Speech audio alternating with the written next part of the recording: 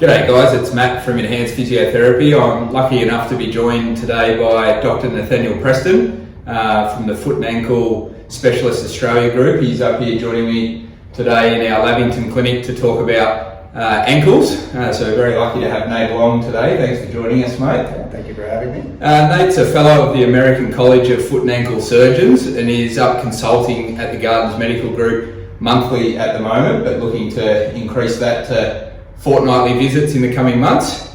And today we're going to talk about the Brostrom procedure for lateral ankle stability surgery. Nate has authored a systematic review of the mid to long-term outcomes of the modified Brostrom, and this has been published in the Journal of Foot and Ankle Surgery, so very lucky to have you here speaking about this today. So for those watching at home, Nate, what are the main ligaments in the ankle and what do each of those ligaments do for our ankle structurally? All right, for the purpose of this evening, we'll focus on the lateral ankle. And in terms of ligamentous stability, there are three primary ligaments providing that function. The first being your ATFL, or anterior talofibular ligament, followed by your CFL, which will be referred to as your calcaneofibular ligament, and lastly your PTFL, or posterior talofibular ligament. Each of these provide the primary support, restricting the inversion motion of the ankle joint, what you would conceptualize as your ankle rolling in on you. The ATFL provides the additional stability of preventing your foot from being able to dislocate forward within the ankle joint. The CFL, or calcaneofibular ligament, is the primary structure preventing excessive internal rotation or inversion of the ankle, what you would imagine being your ankle sprain, so to speak. And then your PTFL, the additional function there is it prevents your foot as a unit from migrating posteriorly within the ankle. Those would be the three primary structures providing that support. And of those three ligaments, if any, which are the ligaments that you find are most commonly injured? Are they normally in isolation, or do those tend to happen together? And what are the mechanisms that usually cause those types of injuries? Well, we grade these injuries, as you would typically refer to as a sprain. We grade them 1, 2, and 3. And these ligaments tend to be injured in essentially a stepwise approach, what we would refer to as almost like a domino effect. The first ligament that is almost always injured in a severe inversion or an ankle sprain would be the ATFL, right? The anterior talofibular ligament, and then followed by the CFL, followed by the PTFL. The PTFL is exceedingly rare to be a component of an injury like that. It is almost exclusively the ATFL or the combination of the ATFL and CFL. Very good. And when you have an inversion injury or an ankle sprain and tear, say, your ATFL or your ATFL and CFL together, are you likely to damage any other structures in the ankle during those sorts of injuries, or are they very commonly just isolated to the ligament damage? They oftentimes can be isolated. Generally, that would be in more of what we would call kind of a one-off single traumatic event. Maybe you just had one bad ankle sprain. You could get away with simply injuring the ligaments. And someone who has had repetitive ankle sprains over the year, throughout the years, they can't trust their ankle. They can't step off the curb without rolling their ankle. It is very common for them to actually damage the cartilage within the ankle joint, in addition to just the ligament injury. So if you conceptualize, this would be as my ankle joint, and this would be the talus, the bone responsible for going up and down within the ankle. As you have an inversion event, that talus, that bone with the cartilage there in the ankle joint, can abut into the distal tibia, to your lower leg. And the more times you abut and have that inversion event, the more likely you are to develop damage to the cartilage, referred to as an osteochondral defect. And with the lateral ligament tears, we speak about grading 1 through to 3 in terms of the severity of the damage to the ligament. In your experience, what would normally indicate that someone would require surgery to repair those ligaments, and who might be more suitable for non-operative or physiotherapy type management to rehabilitate their injury? Well, the analogous structure I always discuss with my patients is the ACL. You know, one of the primary ligaments supporting knee function.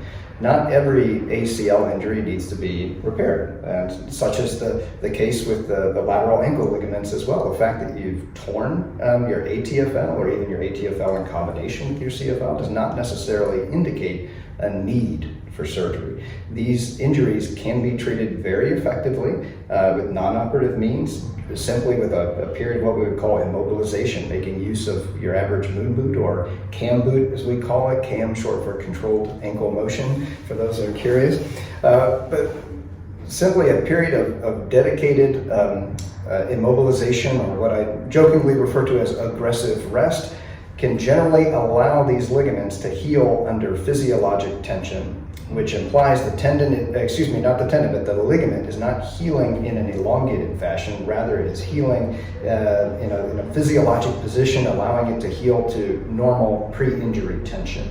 When there's really an indication for surgery is when somebody who may have a neglected injury, they may have torn the ligament and returned to sport, or simply disregarded a need to actually provide the ankle a period of rest, go on to develop laxity. You know, the ligament will still heal, but it'll heal elongated. And now that it's elongated, they're predisposed to repetitive injuries. And in terms of surgical correction, the implication being that surgery would be indicated in more of a chronic setting. Somebody who has a history of chronic ankle instability, generally not in an isolated event. You may also find from time to time people will have what's referred to as an avulsion injury. So the ligament can be compromised, but at the time of injury, the ligament may pull free a piece of the bone from the ankle, right? When that happens, it's very easy to get concerned, you know, because you've had quote unquote an ankle fracture, right? But these avulsion injuries very rarely need to be repaired and are themselves not an indication for surgery. They still have the capacity to heal with conservative means, and still in an acute isolated incident do not warrant surgery. Surgery is almost exclusively for more of a long-term chronic instability. Excellent. And I guess, what we see in the clinic obviously is that a lot of people will present to us with ankle injuries that we rehab, and the very vast majority of those do well with physiotherapy, strengthening, balance or proprioception work, and returning to sport. But on the odd occasion that someone maybe has failed conservative rehab or has neglected rehab in the past with previous injuries, and we're seeing that we just can't get them back to their functional capacity that they're looking for. What is the process, or what's the surgery that you would perform to repair these ligaments, and I guess what happens in that surgery exactly, if you were to explain that to those watching at home? There are a variety of procedures, and they're kind of indicated by the severity of the injury, right? There is the classic Brostrom, as you alluded to in our introduction there, which is simply an isolated repair of the ligament in and of itself. Essentially, the ligament has been elongated, we transect or cut the ligament, and then we advance it so that it's essentially twice the thickness that it was prior to surgery, and simply repair the tissues with suture, right? And that would be your classic Brostrom. Then we have the modified Brostrom, and that would be, again, incising the ligament at its mid-substance, getting that, double thickness. But in addition to simply suturing that ligament, we also include an anchor within the distal fibula, or the outside of the ankle, and that anchor provides an additional point of support to function essentially as a lasso holding the ligament down to bone. Now, there is another repair that is generally indicated really only, in my opinion, in two circumstances. Either people who have what we would refer to as a connective tissue disorder, and one of the most frequently encountered you come across would be Ehlers-Danlos, right? Or someone who has already had a Brostrom or a modified Brostrom, and they have had a repeat injury, okay? And so this level of repair is actually replacing the ligament in its entirety with a synthetic ligamentous support, all right? So we would introduce a series of anchors into not just the distal fibula or the lateral aspect of your ankle bone, but into the talus, the bone moving, providing that motion through the ankle joint itself to essentially replace this ligament that unfortunately is not functioning. And after the surgery, I guess, what are the expected outcomes from your point of view, I guess, in regards to returning to sport, either to pre-injury levels, so that same standard of sport, the timeframes maybe with this, and then I guess the likelihood or the possibility of re-injury or re-rupture following the Brostrom or modified Brostrom surgery? This is one of the few procedures that actually is quite reliable in terms of outcomes. Obviously, we're talking about a variety of approaches, but regardless of it being the classic Brostrom or the modified Brostrom or this synthetic ligament repair, you'll see near 90% success rate. And that is a number I would also lean to as being indicative of the likelihood of returning to pre-injury level of activity. Right? In terms of the period of recovery, however, this can be a bit prolonged. Right? The ligament, by and large, takes roughly 10 to 12 weeks to faithfully heal and to scar in to a degree that it is going to withstand a return to high impact, high intensity exercises, right? Such as running, skipping, hopping, jumping, things along these lines, right? So after undergoing this procedure, you are not really expected to return to high level of impact until close to 3 to 4 months after recovery. Excellent. And then, I guess post-op, what does that look like for the patient? Are they a period of non-weight bearing and progressing through into some partial weight bearing or weight bearing is tolerated? How long would they maybe be in a cast or back slab and into a boot for? And then obviously looking at that end stage, rehab, return to training and sport, maybe around the 3 to 4 months, but what might be expected in the earlier stages of rehab? Again, it kind of depends on the level of repair that's indicated.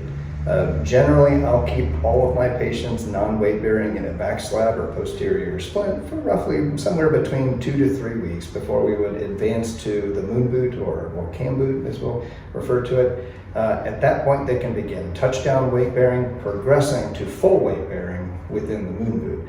I typically may be a bit aggressive, but I like to protect these lateral ankle ligament repairs until they're close to 6 to 8 weeks before I give the okay to transition out of the moon boot and back into normal shoe wear.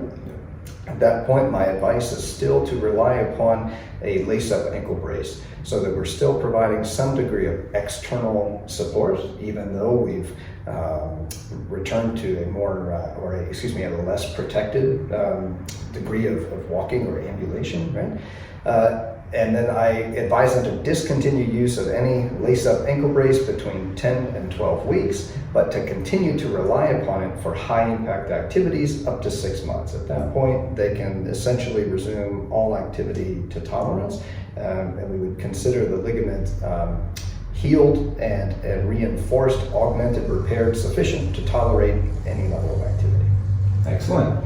Well, thanks very much for your time, mate. Very interesting topic, as I'm sure everyone at home will attest to as well. If you've got any questions or things that you'd like answered, guys, pop a comment down below the video and we'll do our best to get back to you personally, or we'll get in touch with Nate to answer any questions you might have. But thanks very much for your time, Nate. Great to have you in and great to have your expertise in the region. Appreciate it. Thank you for having me, Matt. Cheers.